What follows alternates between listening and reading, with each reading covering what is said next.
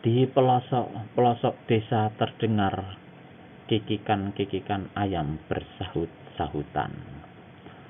Puncak dinginnya malam telah lewat, dan kesegaran pagi yang ditandai oleh terangnya langit di ufuk timur menyatakan bahwa malam sudah sampai ke ujungnya, untuk digantikan kini oleh kehadiran pagi. Ki Lurah Kundrawana menyalakan tembakau pipanya. Mukanya sudah cekung dan matanya kelihatan kuyu, sedang parasnya pucat. Namun di balik keredupan wajahnya itu tersembunyi sesuatu yang seperti menyala. Sesuatu itu ialah amarah dan rasa geram yang tiada terperikan. Disedotnya pipa itu, mulutnya terasa tak enak. Dia meludah ke tanah lewat langkan. Sejak dulu, apalagi sejak beberapa hari terakhir ini, lidahnya memang terasa tidak enak, pahit. Makanya boleh dikatakan dapat dihitung suapnya. Semakin terang hari semakin gelisah dia, semakin khawatir Lurah Bojong Nipah ini. Yang dikhawatirkannya ialah kalau penduduk akan datang lebih dahulu daripada Tiga Hitam dari Kali Comel. Sebentar-sebentar matanya memandang keluar halaman, namun segala sesuatunya di pagi itu masih diliputi oleh kesunyian. Dan kesunyian ini pula justru tidak menyenangkan hati Ki Lurah Kundrawana. Ditempelkannya lagi ujung pipa ke bibirnya, disedotnya dalam-dalam. Kemudian dihembuskannya asap pipa itu. Sekali lagi dia meludah ke tanah lalu mengusap-usap bibirnya. Dia terkejut dan memutar kepalanya mendengar langkah-langkah kaki di belakangnya.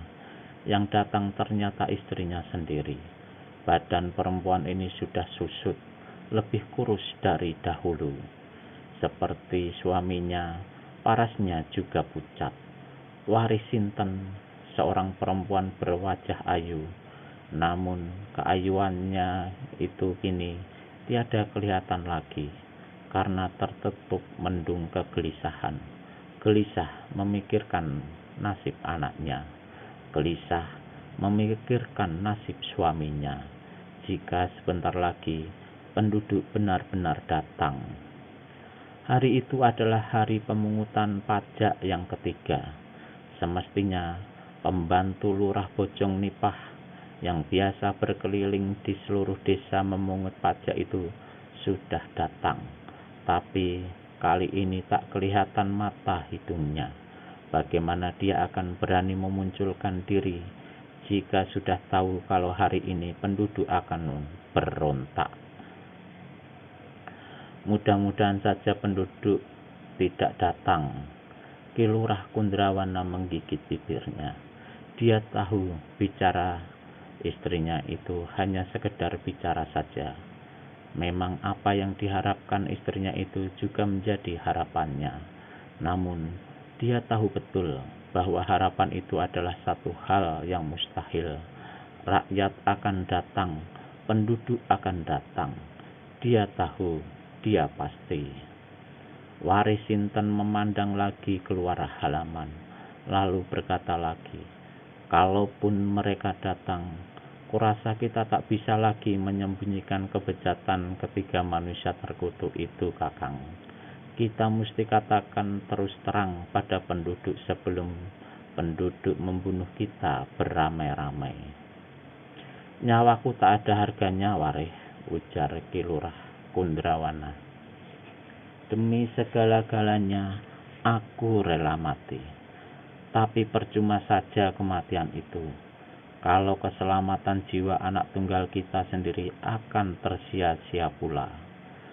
Kesepian berjalan beberapa lamanya, tiba-tiba Kakang, Warisinten memegang lehernya dengan kedua tangan. Mereka datang. Ki Lurah Kundrawana mengangkat kepalanya dan memandang keluar halaman. Apa yang dikatakan istrinya memang betul. Serombongan laki-laki penduduk desa kelihatan muncul di tikungan jalan, di balik pohon-pohon bambu. Rombongan yang muncul ini merupakan kepala saja dari barisan penduduk yang jumlahnya tak kurang dari 100 orang.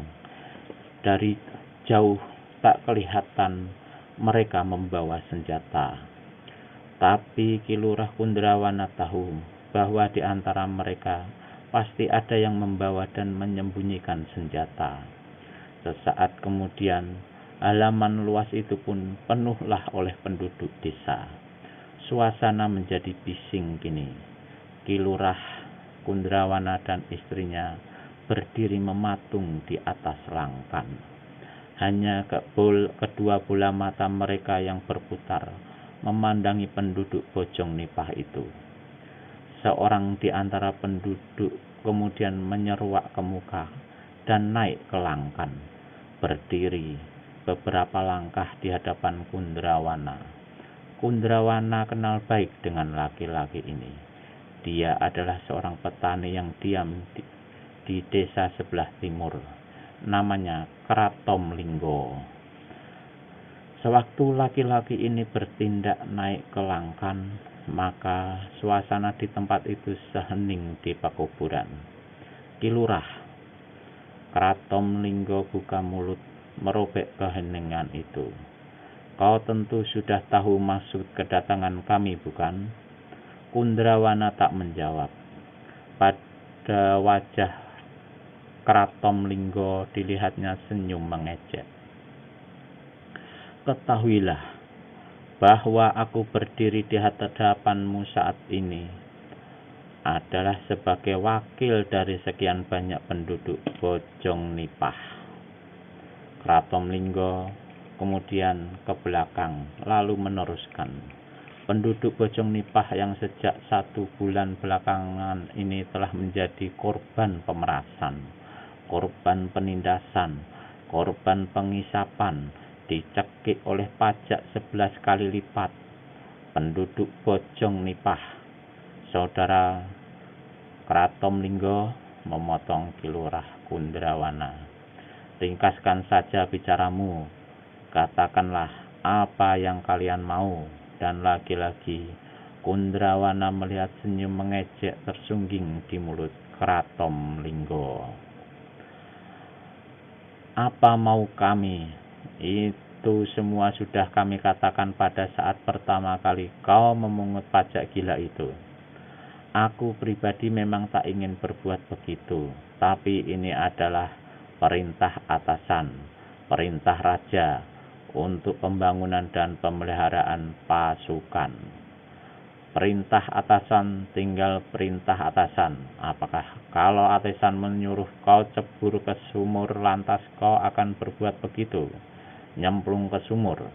Setiap perintah harus berdasarkan pertimbangan otak, Ki Lurah. Merah muka Kundrawana. Sementara itu, Waris Sinten mulai menangis terisak-isak. Saudara Krato, mungkin pemungutan pajak itu hanya bersifat sementara saja. Ya, sementara. Baru dihentikan bila semua penduduk Bojong Nipah ini mati dicekik pajak. Aku tahu pajak sebesar itu memang berat. Kalau berat, mengapa dilaksanakan? Tukas Kratom Linggo. Ki Lurah Kundrawana laki-laki menggigit bibir. Ingin saja saat itu dia mengatakan apa sesungguhnya yang terjadi, ya, serta menjadi latar belakang dari pemungutan pajak itu. Ingin saja saat itu dia menerangkan siapa sebenarnya yang menjadi dalang pemungutan pajak gila itu. Tapi bila diingatnya anak tunggalnya yang ada di tangan 3 hitam dari Kali Comel itu, kami, penduduk desa Bojong Nipah, ingin agar peraturan pajak gila itu dicabut. kembali, berkata Kratomlingga. Aku tak punya wewenang untuk melakukan hal itu, Saudara Krato. Kau bisa menyampaikan kepada Adipati di Linggajati. Adipati meneruskannya ke kota raja. Dan kalau kau tidak mau melakukan hal itu, kami tidak ragu-ragu untuk bertindak atas apa yang kami rasa benar. Apakah ini suatu ancaman? Kau boleh bilang begitu, Ki Lurah. Saudara Krato, terdengar suara Waris Sinten. Kau dan semua penduduk Bojong Nipah tidak tahu. Kami lebih dari tahu, gerutu Kratomlingga. Meskipun apa yang kini kami ketahui itu adalah hal yang tak pernah kami duga. Kami tahu bahwa suamimu, Ki Lurah Kundrawana, tak lebih dari seorang tukang peras yang menjilat ke atas dan menggilas ke bawah, yang cari nama ke atas dan menjerat leher penduduk di bawah. Kami lebih dari Kuharap bicaramu sepantasnya lah, Kratomlingga, memotong Ki Lurah Kundrawana karena panas hati dan telinganya mendengar dicap sebagai penjilat dan pemeras demikian rupa. Kratomlingga berpaling ke arah orang banyak, kemudian tertawa bergelak. Sementara itu, salah seorang penduduk berteriak, "Buat apa bicara panjang lebar dengan biang lintah darat itu? Sumpal saja mulutnya dengan golok." Kratomlingga berpaling pada Kundrawana kembali. "Kau dengar teriakan itu, Ki Lurah?" tanyanya. Mulut Kundrawana komat kamit. "Kalau kalian ingin pajak itu dicabut, silahkan pergi sendiri menghadap raja di kota raja. Lantas, apa perlunya kau jadi lurah di sini?" teriak seorang penduduk pula. "Apa hanya untuk ongkang-ongkang?" teriak penduduk yang lain. "Ongkang-ongkang dan memeras," teriak yang lain lagi. Kemudian penduduk lainnya berteriak pula, "Kami tidak percaya ini aturan dari raja. Bukan mustahil. Pajak itu adalah aturan gila yang kau buat sendiri." Masih banyak lagi teriakan-teriakan yang membuat muka Kundrawana menjadi merah dan tebal rasanya. Telinganya berdesing. "Kratomlingga, kuharap kau bawalah orang-orang itu meninggalkan tempat ini," kata Kundrawana. "Begitu," kata Kratomlingga dengan lontarkan senyum sinis. "Kami semua baru akan pergi sesudah kau menyatakan belak-belakan bahwa mulai saat ini aturan pajak gila itu dicabut. Tak satu pun yang bisa mencabut segala keputusan raja," jawab Kundrawana. Suaranya saja yang keras, namun ucapannya itu sama sekali tiada dengan kesungguhan hati. "Kalau begitu, agaknya kami terpaksa menggunakan kekerasan. Kau menentang kerajaan, Kratomlingga?" tanya Ki Lurah Kundrawana. Pertanyaan yang setengah menggertak ini dimaksudkannya untuk dapat keluar dari keadaan yang terdesak saat itu. Namun jawaban Kratomlingga adalah lontaran seringai mengejek. "Jangan takuti penduduk Bojong Nipah dengan kata-kata kerajaan, Ki Lurah. Kami semua yakin bahwa pajak gila itu adalah kau punya bisa. Kerajaan selama ini selalu bertindak adil dan bijaksana." Kratomlingga melangkah ke hadapan Ki Lurah Kundrawana dengan kedua tinju terkepal. Beberapa penduduk Bojong Nipah melangkah pula naik ke atas langkan. Ki Lurah Kundrawana mundur beberapa langkah ke belakang. Waris Sinten menjerit, "Kratomlingga, kalian mau bikin apa?" "Kami coba minta keadilan dengan cara wajar, tapi kau maukan kekerasan," jawab Kratomlingga tangan kanannya bergerak. Tiba-tiba terdengar ringkikan kuda dan suara hiruk pikuk. Penduduk di halaman muka berhamburan cerai-berai. Atas nama kerajaan yang tidak mau mati, minggirlah, terdengar jeritan beberapa orang yang terserampang kuda. Tiga penunggang kuda melompat dari punggung kuda masing-masing. Gerakan mereka enteng sekali, dan sekejapan mata saja ketiganya sudah berada di antara Kratomlinggo dan Ki Lurah Kundrawana. Ketiganya berpakaian seragam prajurit dan tampang-tampang mereka angker buruk. Baik Ki Lurah Kundrawana maupun Kratomlinggo dan penduduk Bojong Nipah semuanya sama terkejut. Dalam keterkejutannya itu, Ki Lurah Kundrawana merasa lega juga karena dia segera mengenali ketiga orang itu tak lain adalah Tapak Luwing dan dua orang anak buahnya. Namun apa yang dimengerti oleh Lurah Bojong Nipah itu ialah mengapa ketiga orang komplotan rampok itu mengenakan pakaian keprajuritan. Sementara itu Tapak Luwing yang berdiri tepat di hadapan Kratomlinggo dengan bertolak pinggang dan membentak maju ke muka, "Kami prajurit-prajurit Kadipaten Linggajati. Kamu jadi biang keributan di sini ya?" Terkejutlah Kratomlinggo dan penduduk Bojong Nipah, sedang Ki Lurah Kundrawana dan istrinya merutuk dalam hati melihat betapa lihainya komplotan tiga hitam itu menjalankan peran sebagai prajurit-prajurit kadipaten palsu untuk mengelabui mata penduduk dan juga menyembunyikan rahasia besar latar belakang pemerasan mereka. Kratomlinggo menindih rasa terkejutnya.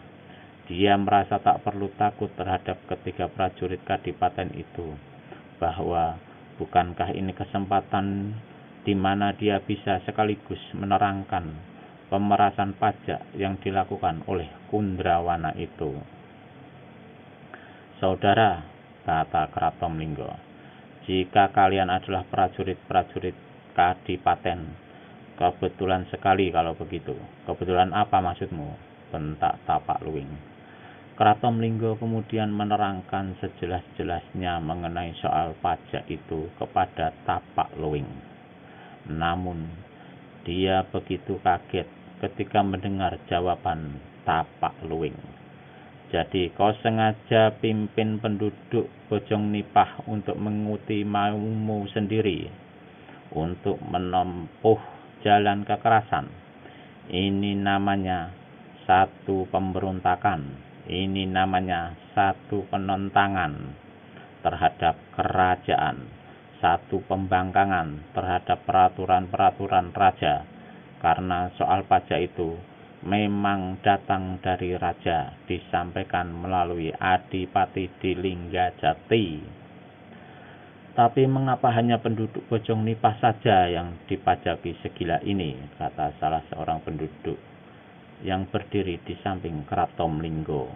"Ya, di desa-desa lain tidak," seru yang lain dari luar halaman. "Kamu semua tahu apa?" semprot Tapak Luwing. "Ini adalah keputusan raja. Bojong Nipah yang subur tak bisa disamakan dengan desa-desa lain. Karenanya sudah pantas kalau dibebani pajak yang agak besaran." "Agak besaran?" gerendeng seorang penduduk mengejek. Kratomlinggo kemudian mengetengahi suasana panas itu. "Kami merasa sama sekali tidak menentang raja, sama sekali tidak membangkang, apalagi memberontak. Kami hanya ingin agar pajak dikembalikan sebesar yang lama." Tapak Luwing meludah ke lantai langkan. "Kau memang biang racun pemberontak yang pintar omong.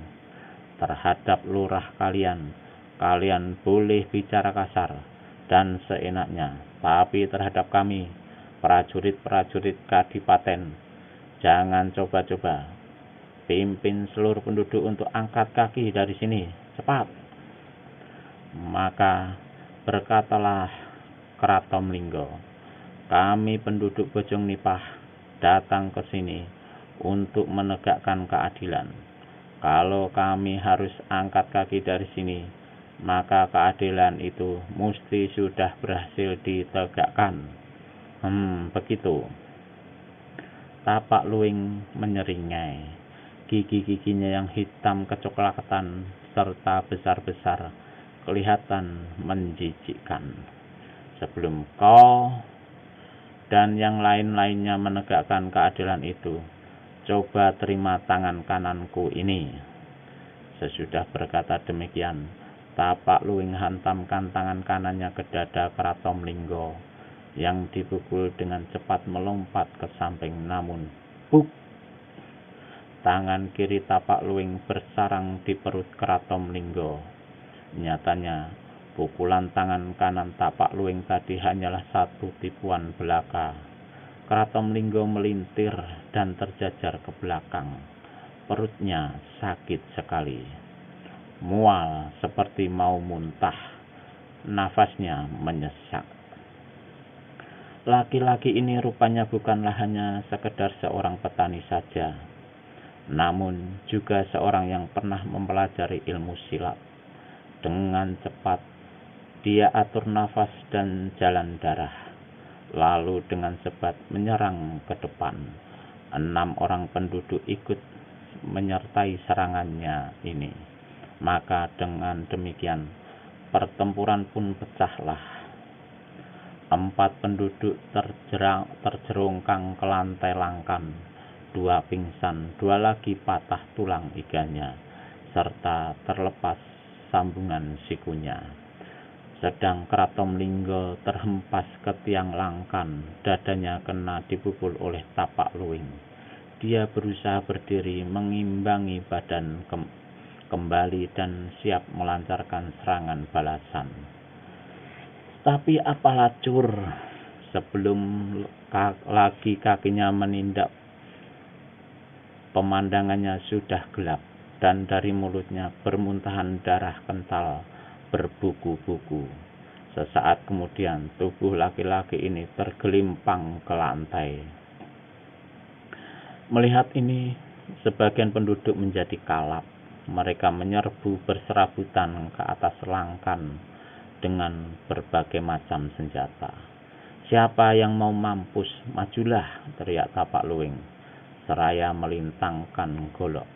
Mereka yang menyerbu menjadi ragu-ragu kini, namun mereka yang diantaranya yang tetap kalap menyerang dengan membabi buta. Maka terjadilah hal yang mengerikan.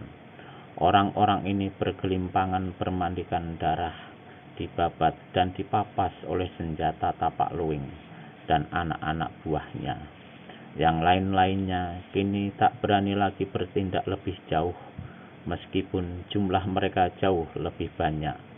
Waris Sinten sudah sejak lama lari ke dalam rumah sambil menjerit-jerit ketakutan. Sedang Kundrawana menggigit bibir dan pejamkan mata melihat kengerian itu. Kalau saja tidak ingat akan keselamatan anaknya, sudah sejak tadi dia mencabut keris dan turut menyerbu. Siapa lagi yang mau berkenalan dengan golokku? Silahkan maju, kata Tapak Luwing. Tolakkan tangan kirinya ke pinggang kiri. Tapi Tapak Luwing tertawa. Nah, kalau kalian masih belum punya nyali untuk masuk ke liang kubur, gotong kunyuk-kunyuk yang malang melintang di langkan rumah ini. Kemudian angkat kaki dari sini cepat. Kemarahan penduduk meluap-luap, namun apa yang terjadi di depan mata mereka membuat nyali mereka menjadi ciut dan bulu kuduk meremang. Kilurah Kundrawana sendiri berdiri mematung, rahangnya terkatup rapat-rapat. Kegeramannya tiada terlukiskan. Kegeramannya tiada terlukiskan. Kebenciannya terhadap tiga hitam dari Kali Comel tiada terkirakan lagi. Namun, seperti penduduk Bojong Nipah, dia juga tak dapat berbuat suatu apa. Penduduk menggotong Kratom Linggo dan korban-korban lainnya. Sebelum mereka berlalu, berserulah Tapak Luing. Aku tak ingin melihat keonaran macam begini untuk kedua kalinya, kecuali kalau kalian sendiri yang sengaja minta dibereskan macam kawan-kawan kalian itu. Siapa yang mau berontak boleh saja. Golokku memang sudah sejak lama haus darah. Tak ada yang menyahuti ucapan Tapak Luing itu. Dan Tapak Luing yang menyamar sebagai prajurit Kadipaten itu berseru lagi. Jangan lupa, paling lambat tengah hari besok, kalian semua sudah harus melunasi pajak itu. Jika ada yang membantah untuk membayarnya, kalian cukup tahu apa akibatnya. Ketika seluruh penduduk Bojong Nipah sudah meninggalkan tempat itu, maka Tapak Luing menyarungkan goloknya kembali dan berpaling pada Ki Lurah Kundrawana. Kau harus berterima kasih padaku yang telah selamatkan kau punya batang leher, Ki Lurah. Ki Lurah Kundrawana berkemik, rahang-rahangnya bertonjolan. Tapak Luing tertawa mengekeh. Selambat-lambatnya, senja besok, uang pungutan pajak harus sudah kau antarkan ke pondok tua di persimpangan jalan yang menuju ke Linggajati. Kundrawana masih diam. Apa kau sudah tuli? Tanya Tapak Luing. Dan Lurah Bojong Nipah itu masih juga diam. Maka membentaklah Tapak Luing. Kamu tuli, ha? Aku tidak tuli, Tapak Luing. Lalu mengapa ditanya diam saja? Mungkin gagu. Dua orang anak buah Tapak Luing cengar-cengir. Sesenja-senjanya hari uang itu sudah harus kuterima. Kau dengar? Bagaimana kalau penduduk tak mau membayarnya? Aku tak perlu pertanyaanmu itu. Bayar atau tidak bayar? Pokoknya besok aku cuma tahu terima uang. Tapak Luing memberi isyarat pada kedua anak buahnya. Ketiganya menuruni langkan rumah dan melangkah menuju ke kuda masing-masing. Malam itu, dengan segala daya dan sedikit ilmu pengetahuan yang dimilikinya, Kratom Linggo berhasil menyembuhkan luka di dalam yang dideritanya akibat pukulan Tapak Luing. Pada dasarnya, bukan daya dan pengetahuan silat Kratom Linggo lah yang menolong, melainkan adalah karena Tapak Luing pagi tadi tidak mempergunakan seluruh tenaga dalamnya. Dendam terhadap Tapak Luing dan kawan-kawannya, kebenciannya yang tak terkendalikan terhadap Ki Lurah Kundrawana, serta pajak yang tetap harus dibayar esok hari, semua itu bertumpuk menjadi satu. Sehingga malam itu, meskipun baru saja sembuh dari luka, namun tekad Kratom Linggo sudah bulat untuk berangkat ke kota raja. Niatnya ini diberitahukan pada beberapa kawannya. Dan malam itu bersama 4 orang lainnya dengan menunggang kuda, maka berangkatlah Kratom Linggo ke kota raja. Malam gelap, sinar bintang dan cahaya bulan sabit tak dapat mengalahkan kegelapan itu. Kratom Linggo dan 4 orang kawannya memacu kuda masing-masing melewati sebuah tikungan dan sampai di sebuah jembatan yang menghubungkan kedua tepi sebuah anak sungai. Pada saat itu pula lah Kratom Linggo dan kawan-kawannya melihat rombongan penunggang kuda di seberang jembatan. Mereka berjumlah 3 orang, dan ketiganya menghentikan kuda di seberang jembatan itu. Melihat gelagat yang tidak baik ini, Kratom Linggo segera hentikan kudanya di tengah-tengah jembatan dan memberi isyarat pada keempat kawannya. Malam memang gelap, namun mata Kratom Linggo masih sanggup mengenali penunggang kuda yang paling depan di hadapannya. Manusia itu ternyata adalah prajurit Kadipaten yang siang tadi menanganinya. Celaka, bisik Kratom Linggo. Bagaimana bangsat-bangsat Kadipaten ini bisa tahu keberangkatanku ke kota raja? Sampai saat itu, baik dia maupun kawan-kawannya sama sekali masih tidak mengetahui siapa ketiga manusia yang menghadang di ujung jembatan itu. Penunggang kuda sebelah muka yang tiada lain dari Tapak Luwing adanya tertawa mengekeh. Rupanya pelajaran dan peringatanku siang tadi masih belum cukup, sentak Tapak Luwing. Kratom Linggo tak menjawab, namun dia diam. Tangan kanannya menyelinap ke balik pinggang, meraba hulu golok. Hal yang sama dilakukan juga oleh keempat kawannya. Dan di seberang jembatan kembali terdengar kekehan Tapak Luwing. Begitu kekehannya berhenti, maka terdengar bentakannya. Kalian kunyuk-kunyuk mau kemana? Kami tak ada permusuhan dengan kalian. Karena itu minggirlah. Beri jalan, kata Kratom Linggo pula. Minta jalan, boleh, lewatlah, kata Tapak Luwing pula, sambil pinggirkan kudanya.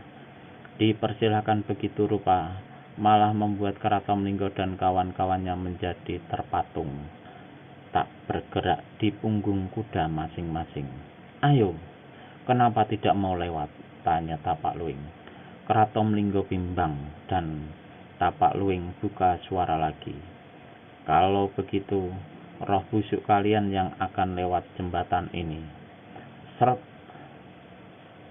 Tapak Luwing cabut goloknya. Terdengar lagi 2 kali suara seret, yaitu dari golok-golok yang dicabut oleh anak buah Tapak Luwing. Melihat ini, Kratom Linggo dan kawan-kawannya segera pula menghunus golok masing-masing. Aku tahu kalian hendak ke kota raja, berkata Tapak Luwing seraya tarik tali kudanya. Tapi ketahuilah, hanya roh-roh busuk kalian yang akan menghadap raja di istana. Dalam jarak 2 tombak dengan 1 sentakan keras, maka kuda Tapak Luwing melompat ke depan. 2 anak buahnya menyusul. 3 golok berkelebat di bawah cahaya redup bulan sabit. 5 golok menyambutinya. Terang, terang, terang. Bunga api memercik. Suara beradunya golok-golok itu disusul oleh seruan kesakitan. 2 kawan Kratom Linggo rebah dari atas punggung kuda. Yang satu terbabat perutnya, yang lain untung lengan kanannya. Dalam gebrakan kedua, 3 hitam dan kali comel yang saat itu masih mengenai pakaian kerajaan prajurit-prajurit Kadipaten kembali mengirimkan serangan hebat tanpa memberi kesempatan pada lawan. 2 orang lagi menjerit dan roboh. Tubuh salah satu daripadanya kemudian kecebur ke dalam sungai. Kratom Linggo sendiri dibikin terjerongkang dari atas punggung kuda. Goloknya lepas. Masih untung sampai saat itu dia belum cedera apa-apa dan memaklumi bahwa untuk melawan terus adalah satu kesia-siaan. Maka laki-laki ini segera putar tubuh ambil langkah 1000. Tapak Luwing tertawa bergelak. Dasar manusia kintal, kamu mau lari kemana? Dari balik sabutnya, Kepala komplotan tiga hitam dari kaki comel ini keluarkan sebilah pisau belati. Senjata ini melesat dengan mengeluarkan suara berdesing.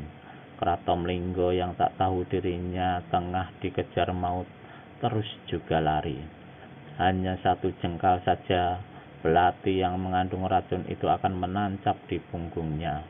Maka pada saat itu pula lah dari jurusan semak belukar gelap di tepi sungai melesat sebuah benda berbentuk bintang berwarna putih perak. Tring! Bunga api memercik. Bukan saja benda berbentuk bintang itu berhasil membuat pisau beracun tapak luwing mental, tapi juga membuat pisau itu patah dua. Terkejutlah tapak luwing. Lupa dia pada niatnya hendak membunuh Kratomlinggo. Dengan serta-merta diputarnya tubuhnya. Matanya yang tajam telah melihat dari mana arah mana datangnya sambaran benda putih perak berbentuk bintang itu. Dan kemudian kepala komplotan tiga hitam dari comel itu berkata, "Setan alas yang ikut campur urusan orang, keluar dari persembunyianmu dan terima pisau-pisauku ini." Habis berkata demikian, tapak luwing lemparkan sekaligus 3 buah pisau beracunnya ke arah semak belukar di kegelapan. Terdengar suara siulan yang disusul oleh suara tertawa bergelak. "Aku di sini, Bung." "Kenapa serang tempat kosong?" kata manusia yang munculkan diri itu dengan nada mengejek. "Bangsat betul," maki tapak luwing. Dilemparkannya lagi dengan tangan kiri sepasang pisau belati ke arah laki-laki yang berdiri sekira 6 tombak di tepi sungai. Orang yang berdiri di tepi sungai sambut serangan itu dengan melambaikan tangan kirinya. Sekali lambai saja, maka kedua pisau beracun itu pun mentallah. Kaget tapak luwing, membuat laki-laki ini keluarkan seruan tertahan. "Manusia yang sengaja cari penyakit, siapa kau?" tanyanya membentak dan diam-diam memberikan isyarat pada kedua anak buahnya untuk bersiap-siap dan mengambil posisi mengurung. Yang ditanya, "Ada ribut-ribut apa di sini?" Kunyuk gondrong," maki salah seorang anak buah tapak luwing. "Kau berani bicara? Edan sama prajurit-prajurit Kadipaten." "Oh, jadi kalian prajurit-prajurit Kadipaten?" Laki-laki di tepi sungai keluarkan suara mendengus. "Setahuku, prajurit-prajurit Kadipaten tidak suka urusan kekerasan, apalagi membunuh manusia begini rupa." Sementara itu, Kratomlinggo yang tadi hendak larikan diri, mendengar ada keributan baru di belakangnya. Perlahan-lahan palingkan kepala, lalu putar tubuh, dan berhenti di belakang sebuah pohon. Apa yang disaksikannya kemudian sungguh tidak diduganya. Kita tak perlu sembunyikan siapa kita terhadap monyet bermuka manusia ini, kata tapak luwing. Nah, terus terang lebih bagus, menimpali laki-laki di tepi sungai. Katakan saja siapa kalian. Sebelum tahu siapa kami, sebaiknya lekas-lekaslah berlutut minta ampun, kata tapak luwing pongah. Kenapa begitu? Karena menyangka bahwa Kratomlinggo sudah larikan diri dan tak ada lagi di tempat itu, maka berkatalah tapak luwing, "Ketahuilah, tiga hitam dari Kali Comel tidak pernah membiarkan terus bernafasnya seorang biang runyam yang ikut campur urusan." Oh, jadi kalian tiga hitam dari Kali Comel Rampok-rampok ganas tiada kemanusiaan itu. Pantas, pantas, tampang-tampang kalian hitam macam arang.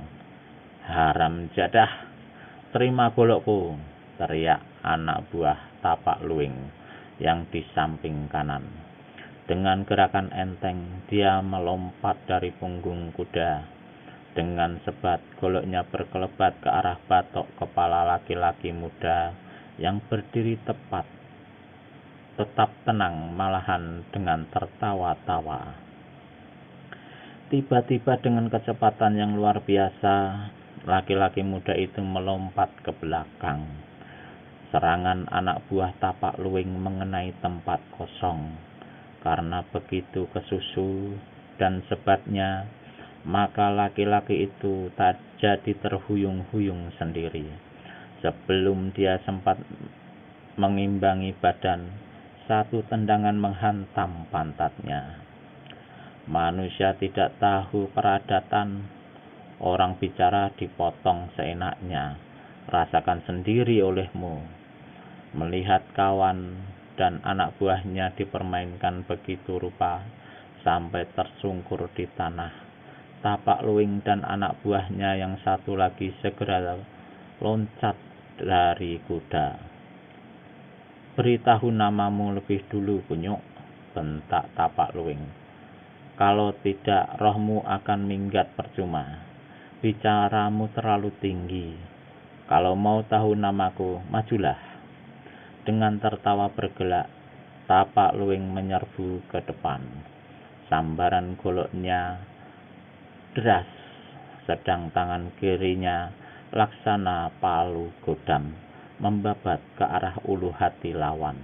Inilah jurus angin mengamuk pohon tumbang, yang memang bukan olah-olah dahsyatnya.